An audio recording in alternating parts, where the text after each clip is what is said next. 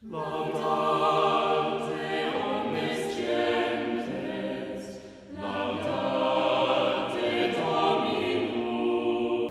예, 오늘 여기 보시는 분은 2014년도 노벨 물리학상 수상자입니다. 이름이 나카무라 아시죠? 나카무라 슈지라는 사람인데 1979년에 일본 전자업체인 교세라에 이분이 입사를 했어요. 입사를 했는데 그는 이제 도쿠시마현 아난시에 자기가 이제 거기서 근무를 하겠다고 지원을 했죠. 소도시인데요. 직원이 한 200명 되는 중소기업인데 니치야 화학이라는 데서 일을 하게 돼요. 그 이유는 이제 자기 고향이기도 하고 자기 이제 아내와 아들하고 같이 먼 데서 이제 근무 안 하고 그냥 가까운 데서 근무하려고 그렇게 선택을 했죠. 근데 이 선택이 15년 후에 온 인류의 밤을 밝히게 됩니다. 그게 무슨 얘기냐면 이 사람이 창고와 다름없는 조그만 곳에서 혼자서 그 니치야 화학연구소에서 연구를 몰두했어요. 4년간 500번 이상을 실험을 했어요. 그래서 그 사람이 발명한 게 뭐냐? 청색 LED입니다. 이거예요, 이거. LED TV, 우리가 갖고 있는 휴대폰, 또 뭐 그 LED 등 있죠. 이게 청색 LED입니다. 근데 왜 청색 LED냐? 우리가 이제 에디슨이 만든 거는요, 전기가 통해서 필라멘트를 통과해야 돼요. 열이 나거든요. 열로 인해서 불을 밝히는 건데, 이거는 그런 방식이 아니에요. 그냥 전류가 바로 불을 밝히는. 그러니까 어떻게 돼요? 효율도 높고 또 오래 써요. 올해는 예전에 저도 기억 많이 나는데 60W, 30W 백열전등 끼고 하느라고 얼마나 힘들었어요. 그것도 형광등도 마찬가지예요. 형광등도 그것도 마찬가지로 열에 의해서 이렇게 밝히는 거였거든요. 근데 이거는 그런 방식이 아니에요. 그래서 일대의 혁명을 일으켰어요. 에디슨이 전구를 발명한 이후에 이거는 획기적인 발명입니다. 이렇게 해서 이제 에디슨의 세대는 끝났고 이 나카무라 슈지 세대가 왔는데 참 대단한 사람입니다. 존경하는 사람이에요. 일본 사람이죠. 이 사람이 자기 특허권을요 고집하지 않았어요. 그냥 세계 시장에 무상으로 공짜로 다 나눠줬어요. 그래서 여러분이 이걸 이렇게 싸게 살 수 있는 거예요. 휴대폰이 이렇게 사실 수 있는 거, 또 발전도 엄청 많이 했죠. 아니 그렇지 않았으면 여러분 휴대폰 못 갖거든요. TV, LED TV 아무나 살 수 없어요. 그 사람이 그렇게 자기가 혼신을 했어요. 그 사람이 무슨 얘기를 했냐면, 내가 이거 발명한 이유는 딴 게 아니라 이 조그만 전류 가지고 아주 세상을 좀 많이 전기세를 생각하지 않고 걱정하지 않고 이렇게 세상 사람들이 밝게 살았으면 좋겠다. 그래서 보세요. 이게 재벌이라고 해서 LED 안 쓰나요?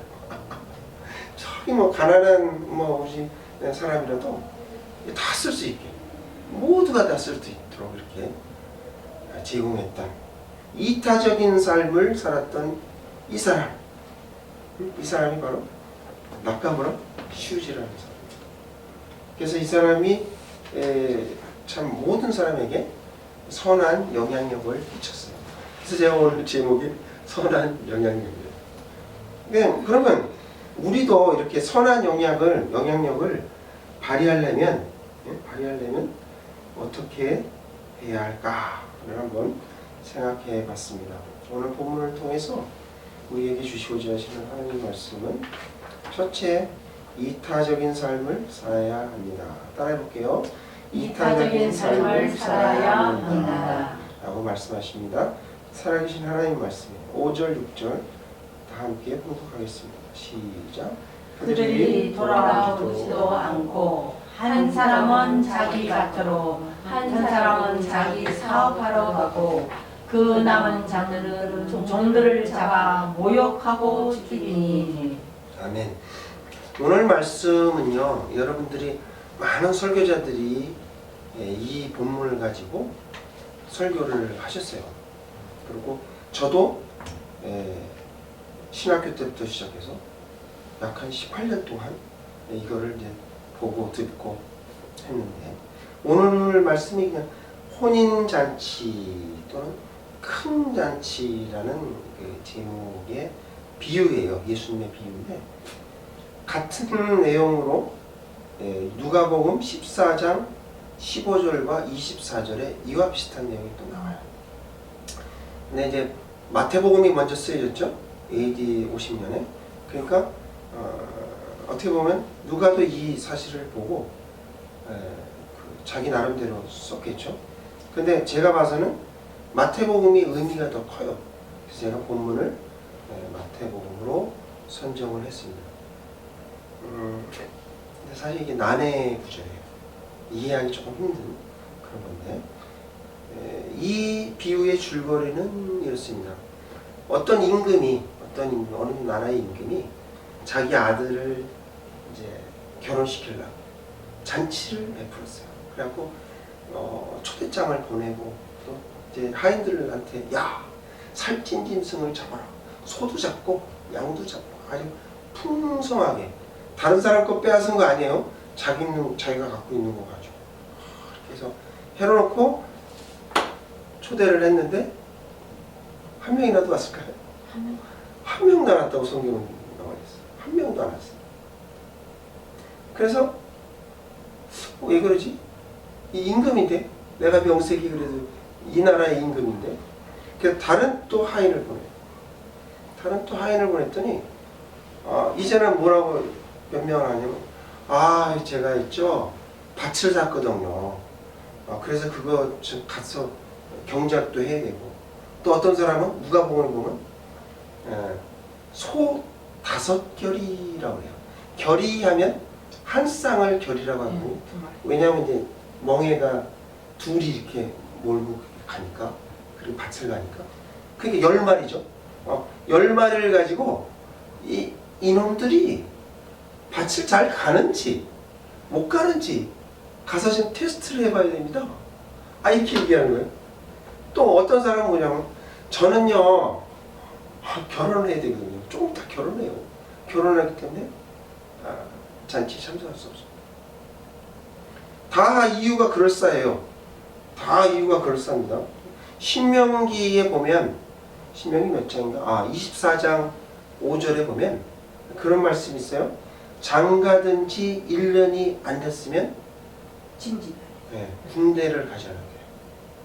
그런 신명기 말씀이 있어요. 그 이스라엘 규정이에요. 또 그것뿐만 아니라 새 집을 지어서 낙성식을 못했거나, 신명기 20장 포도원을 만들었어요. 근데 그 과실을 한 번도 먹어본 적이 없어요. 그럼 안 가도 돼요. 그게 이스라엘의 규정이에요. 법도예요. 근데 여기 보면 사실 뭐 밭을 사거나 소를 샀다고 해서 징집이 이게 되는 건 아니거든요. 그러니까 마지막에 장가든 거에 대해서 맞는 말이에요. 근데 문제가 또 뭐 어디에 있냐면, 하인을 보냈던 그 하인을 어떤 이유에선지는 잘 모르겠어요. 근데 어떤 주석에 보면 이 사람이 거짓말을 해서, 임금이 무슨 자기 사비를 다 털어가지고 우리들을 잔치를 차리냐, 이렇게 거짓말을 해서 그거를 안 빚어서 그럴 수도 있다라고 WBC는 써있는데, 그거보다는 어쨌든 그게 중요한 게 아니라 그 하인들을 뭐로 했냐면 모욕. 모욕도 했고 죽이고. 심지어 잡아서 죽였어요. 야, 참 간이 크죠? 간이 커요. 어떻게 그렇게 했을까? 그것도 이해가 안 가는데. 그러니까 임금이 화가 난 거예요. 노하였다 이렇게 했어요. 그래서 군대를 보내서 그 살인한 사람을 다 죽이고 그 마을을 아예 불태워가지고 싹 없앴다라는 내용이 오늘 그 비유의 전반부에 나와 있는 내용이에요. 근데 이거를요, 예수님이 비유하셨잖아요. 근데 예수님이 돌아가신 후에 AD 70년경에 이게 이루어졌어요. 이스라엘이 로마의 티투스라는 장군에 의해서 나라가 망하고 모든 이스라엘 백성들이 전부 세계로 다 흩어졌어요. 그래서 디아스포라라고 그러죠. 디아스포라. 그게 상징적인 의미가 마사다라는 곳이 있어요. 그 마사다에 936명이 자결하고 죽었던 그런 곳이 마사다인데 그런 역사적인 사실이 있습니다. 근데 이게 우리가 나라를 잃었다고 해서 우리도 그런 적이 있잖아요. 우리도 있어요. 36년간 뭐 중국을 가든가 러시아로 뭐 이민을 가갖고 그렇게 한다고 해서 문제가 해결되는 게 아니에요. 왜 그러냐면 그 사실이 1953년에 나타나요. 1953년도에 흑사병이 전 유럽에 번졌어요.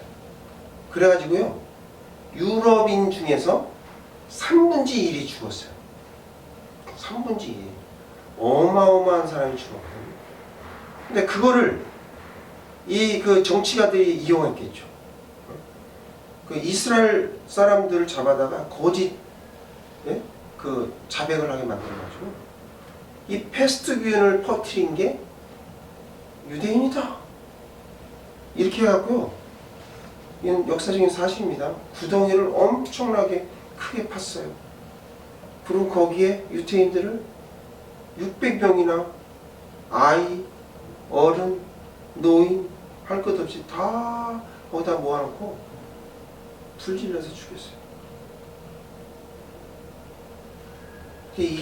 이걸 시작으로 이 유럽의 파리, 이탈리아 뭐 이런 곳곳이 이런 독일 이런 것으로 인해서 유태인 학살이 자행됐다는 거예요. 이게 이제 마지막에 어떻게 됩니까? 1940년경에 2차 세계대전이 일어나고 여러분이 잘 아시는 홀로코스트. 유태인들을 갖다가 폴란드 쪽에서 한 곳에다 모아놓고 자그마치 제가 가봤는데요. 600명을 줬어요. 600만 명. 600명도 아니고 600만 명. 근데요, 이런 일들이 바로 나라를 잃어버린 사람들의 표본이 되는 거예요. 이기적인 그런 이스라엘 유대인들의 그런 마음들이 하나님이 이렇게 허용하신 거죠. 이런 징계를 허용하셨어요. 그들이 복음을 받아들였으면 참 좋았을 텐데. 그래서 많은 나라에 예수 그리스도를 전하고 이랬으면 좋았을 거예요. 그렇게 안 했잖아요. 그래서 그런 뭐라 그럴까요? 임무가 누구한테로 왔어요? 이방인, 우리한테 온 거예요. 이방인들한테 복음이 전해져서 복음을 받아들이고 우리 이방인들이 전 세계에 이렇게 복음을 전파하는 그런 놀라운 사실이 우리 이제 2000년 동안 있어 왔습니다.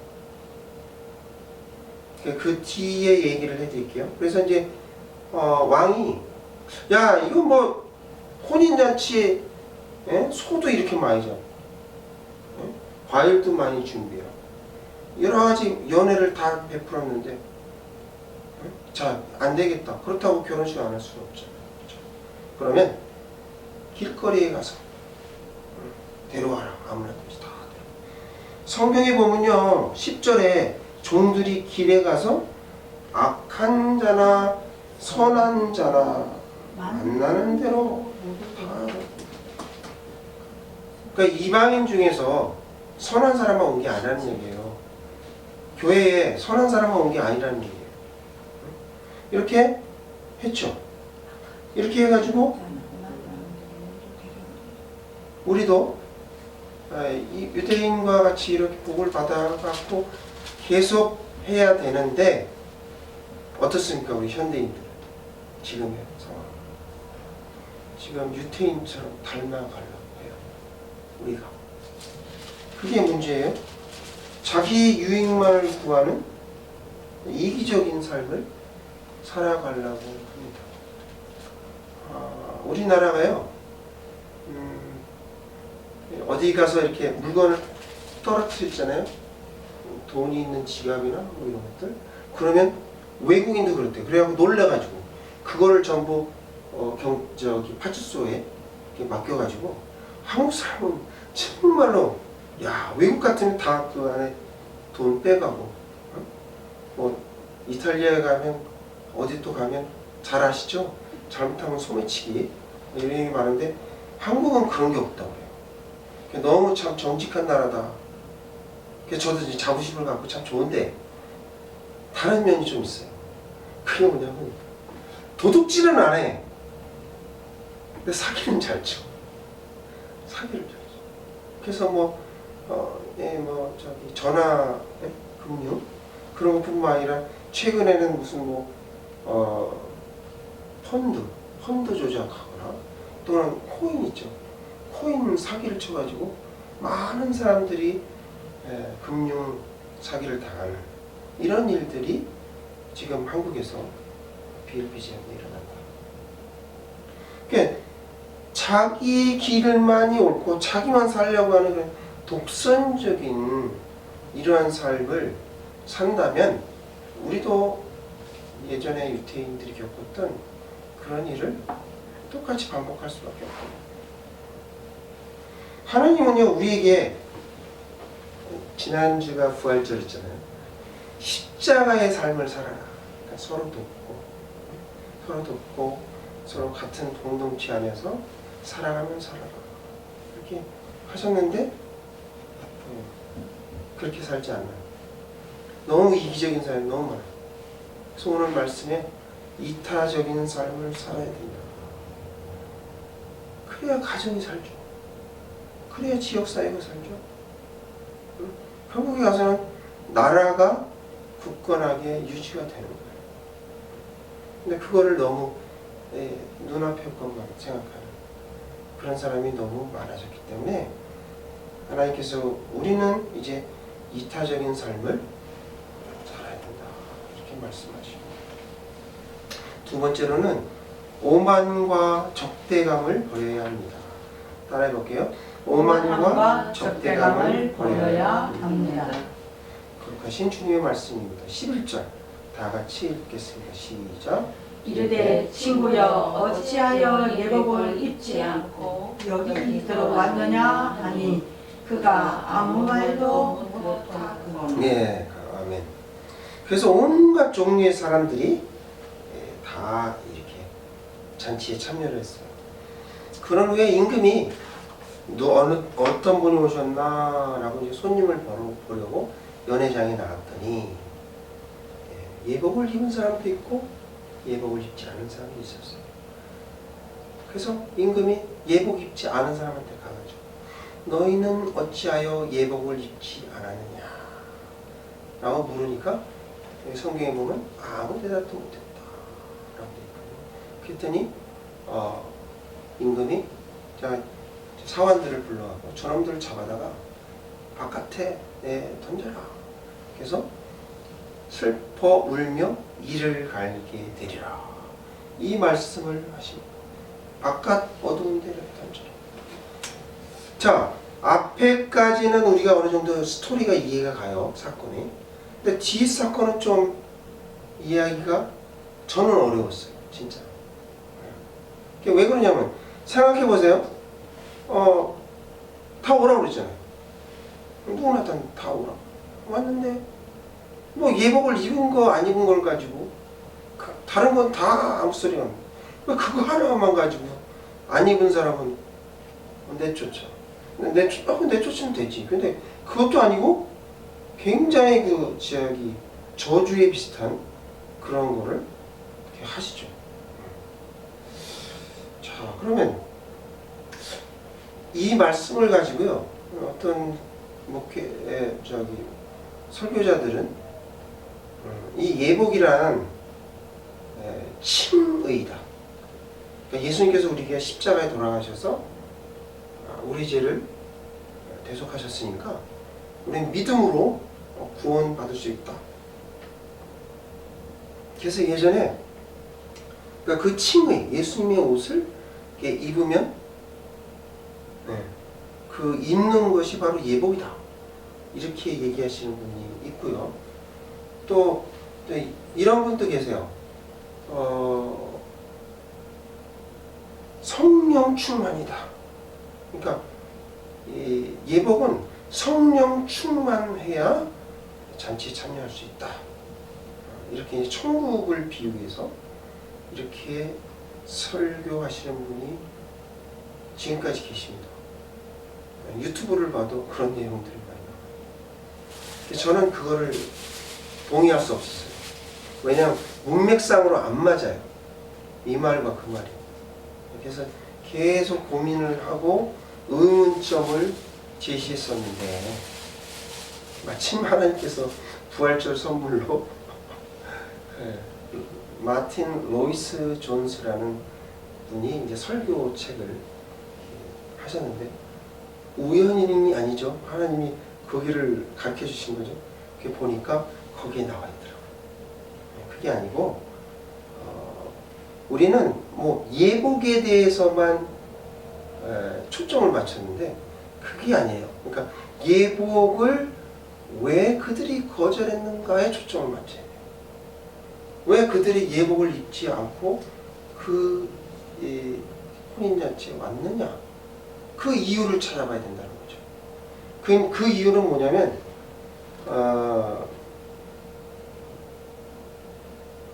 이 사람들은요, 모든 사람이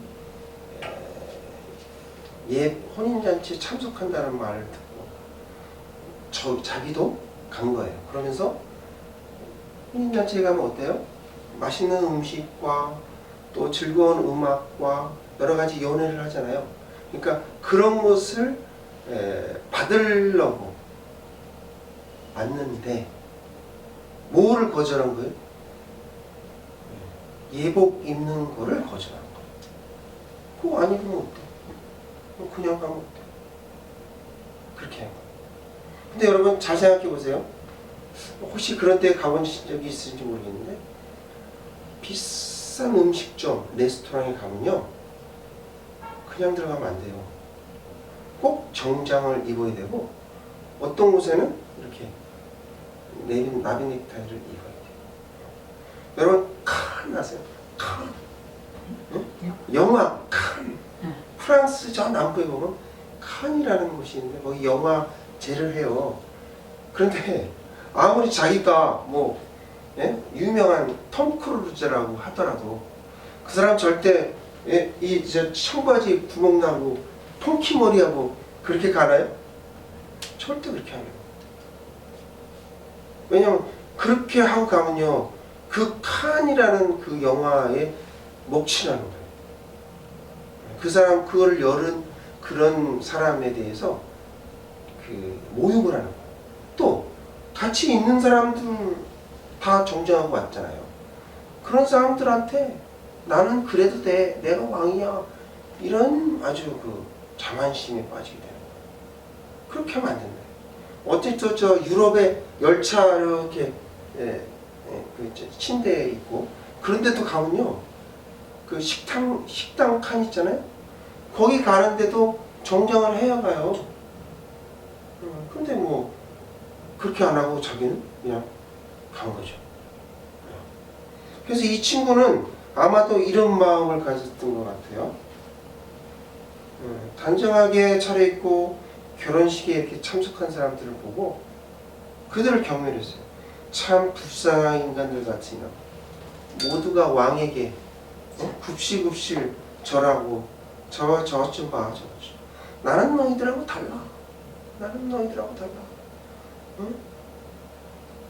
윤리적으로도 정신적으로도 너희보다 더 위에 있어.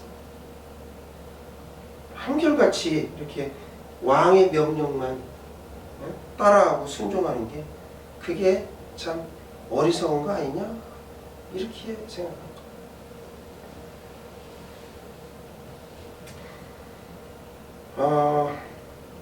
마치요 우리가 하나님께서 선악과를 따먹지 말라 분명히 말씀하셨죠. 그러면 어떻게 된다? 순종했나요 인간이? 순종 안 했죠. 저도 그 한 사람 중에 하나예요. 죄인이죠. 누가복음 15장에 보면요 부자 청년, 여러분 잘 아시죠? 부자 청년이 있어요.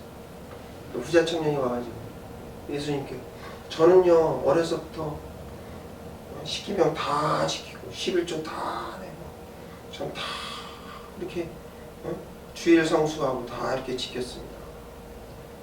예수님께서 야 너 참 착하다.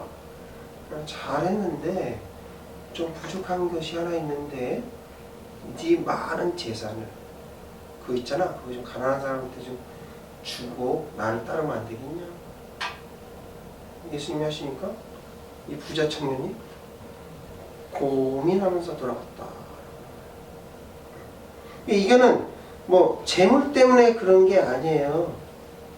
자기 자신과 자기의 그 모든 이런 것들을 전적으로 하나님께 맡길 수 있냐 아니냐를 예수님께서 물어보고 계시지 재물? 하나님 재물 필요하신 분이 아니시고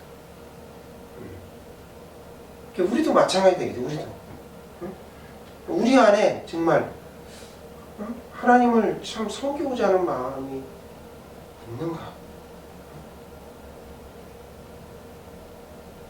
우리 중에 하나님이 초청을 해도 안 오는 사람이 있어요. 그죠? 또 자기 마음대로 살고자 하는 그런 오만한 사람이 되지 말라 이런 말씀이죠. 오늘 또 하나님께서 우리를 위해서 자신의 독생자를 아낌없이 주셨잖아요. 다 주셨어요. 정말로. 우리에게 다 주셨어요. 다. 그 가장 아끼는 보물과도 같은 자기 아들을 십자가에 내주셨어요. 근데 우리는 하나님께 전부를 드렸는가? 우리의 전 의지를 하나님께 드려왔는가를 우리 스스로 물어봐야 된다. 그러므로 오만함과 적대감을 버려야 한다라고 말씀하십니다. 오늘 말씀을 통해서 이타적인 삶을 살아야 된다. 오만함과 적대감을 버려야 한다라고 말씀하십니다. 14절 다 함께 읽어보겠습니다. 시작. 청함을 받은 자는 많되 택함을 입은 자는 적으니라. 메시지 성경에 보니까 초대받은 사람은 많지만 오는 사람은 얼마 되지 않는다 라고 번역을 했습니다.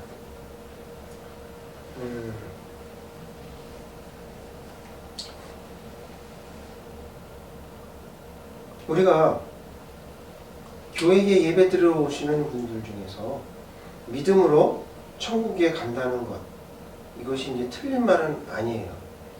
당연한 말씀이죠. 저도 그렇게 믿어요. 근데 하지만 그게 다가 아니에요. 믿음이 다가 아니거든요. 그것이 전부가 아니기 때문에 그렇습니다. 우리의 한번 신앙을 한번 돌이켜 보세요. 일주일에 한 번, 그것도 뭐 1시간 정도, 많지도 않은 그런 시간을 하나님께 드리는데 그게 그렇게 어려운가요? 그게 그렇게. 근데 다른 타종교를 한번 보세요. 그 베두인이나 또는 모슬렘들은요, 하루에 3차례 시간을 딱 정해져 있어요. 그리고 시간도 제가 알기로는 뭐 1, 2분 하는 게 아니에요.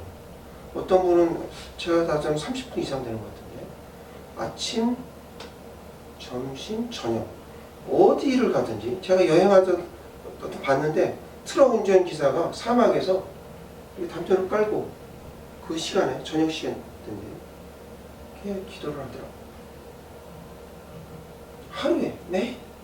일요일은 주일은 말할 것도 없고, 주일은 이제 모스크에 가겠죠. 그런데 우리는 주일에 겨우 한 번인데 이걸 못 지키나? 이거는 우리의 신앙을 한번 돌이켜봐야 돼요. 신앙. 오늘 이 말씀, 이 비유의 말씀은 그 당시에는 유대인에게 주신 말씀이에요. 비유가. 근데 이거는 지금은 그렇지가 않아요. 이건 바로 우리 이방인들에게 주신 거예요. 현대인에. 그래서 매우 우리가 이거를 새겨들어야 됩니다. 새겨들어야. 과연 우리가 십자가를 사랑하는 걸까?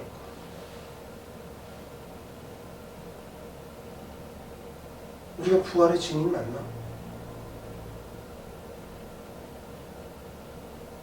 자, 우리가 잘 몰라서 그렇지, 만약의 경우에 우리가 택함을 받은 사람이 되면, 자, 과연 이게 어떻게 될까? 우리 처음에 저희가 위로부터 능력을 입으라 그랬죠. 여기서 입는 거예요. 택함을 입는 사람들이라고 그랬어요. 입는 거예요. 우리가 택함을 입는 사람은요, 천국에 가면 어떻게 하냐면 진수성찬이 쫙 차려. 그리고 우리를 위해서 천사들이, 그 천사들의 수, 또 우리 개인적인 곳간이 있어요. 우리 곳간에 그 보물이 셀 수 없이 많아요. 제가 거짓말하는 것 같습니까? 그렇지 않습니다. 그렇지 않아요?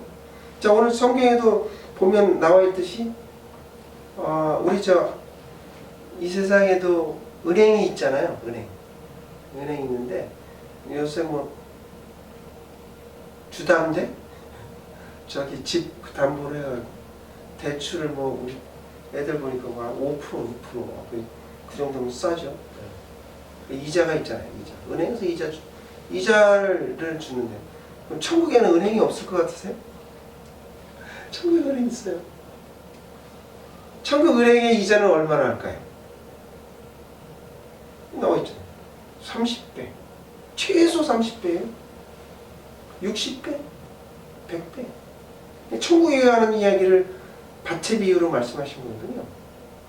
그러니까 10,000원이면 우리 한국에서 10,000원이면 천국 가면 얼마예요? 100만 원. 저 여러분, 제가 왜 여기서 이 땅에서 전혀 안 하냐? 저는요, 월급을 다 천국에다 싸놔요. 지금. 여기 받아봤자 10,000원밖에 안 되고 저기 가면 100만 원인데 왜 손해보는 장사를 왜 해요? 안 해요.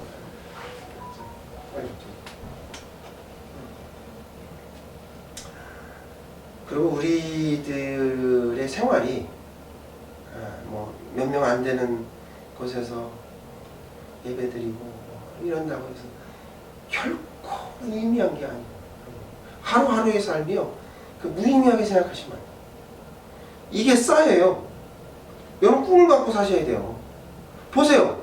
작년에 어떻게 됐어요? 작년에 사단이 그렇게 방해를 못하고. 그럼에도 불구하고 굳하게 교회를 설립하니까 작년에 그렇게 교회를 설립했잖아요. 은혜로. 정말 은혜. 그랬더니 올해 어떻게 돼요?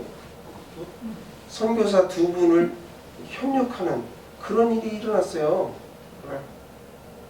정말 기쁘고. 제가 제일 기뻐하는 일은 하나님 말씀 주시는 거거든요. 그거 다양 말것도 없어요.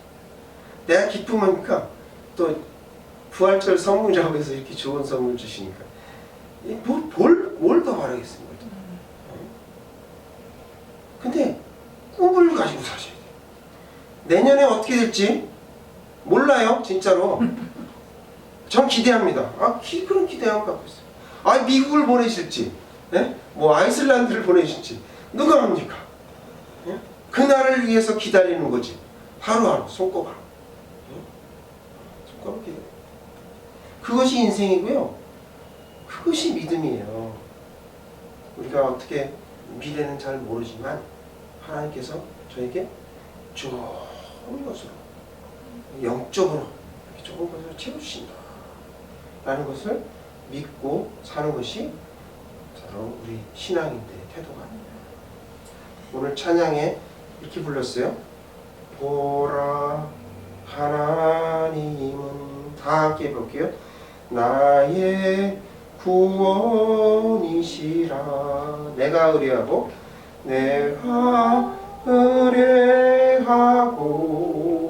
두려움 없으리니 두려움 없으리니. 주 여호와는 나의 힘이시며 나의 힘이시며 나의 노래시며 나의 노래시며 나의 구원이라. 나의 구원이라. 여러분, 우리에게 희망이 있습니다. 희망이 있습니다. 지금 받지 못해서 영광을 누리지 못한다고 실망하지 마세요. 그날이 꼭 옵니다. 그날을 기다리세요. 시상식이 예정되어 있는데 우리가 며칠인지 모를 뿐이지. 그날을 기다리세요. 하나님의 큰 축복을 손꼽아 기다리시는, 기대하는 우리 사랑의 나눔 교회 저와 여러분들이 다 되시기를 주님의 이름으로 축원합니다. 기도하시겠습니다.